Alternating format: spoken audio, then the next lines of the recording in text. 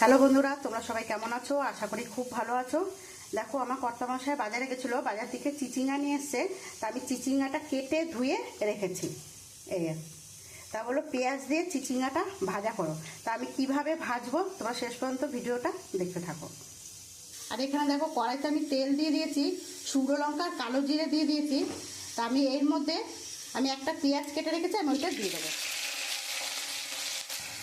আমি পেঁয়াজটা খুব একটা ভাজবো না, তা আমি চিচিঙ্গাটা যে কেটে রেখেছি আমি এই চিচিঙ্গাটা দিয়ে দেবো।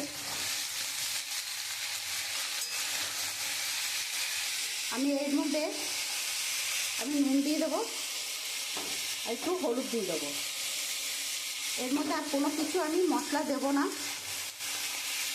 তারপর চিচিঙ্গাটা আমরা অনেক রকমের ভাবেই রান্না করে খাই। সর্ষে দিয়ে খেয়েছি, চিংড়ি মাছ দিয়ে, অনেক রকমই রান্না হয়। তা আজকে আমি পেঁয়াজ দিয়ে ভাজা করব। আমি এবারে ঢাকা দিয়ে দেবো। দেখো বন্ধুরা, জল বেরিয়ে গেছে, আমি একটু ঢাকা দিয়ে দিয়েছি। আর একটু হবে, আমি এখন আর ঢাকা দেবো না। দেখো বন্ধুরা, আমার এটা ভাজা হয়ে গেছে, এবার আমি নামিয়ে দেবো। দেখো বন্ধুরা, আমার চিচিঙ্গা ভাজাটা হয়ে গেছে, আমি নামিয়ে দিয়েছি। আমার যদি এই ভাজাটা তোমাদের ভালো লাগে তা একটা লাইক, কমেন্ট, শেয়ার করে দিও।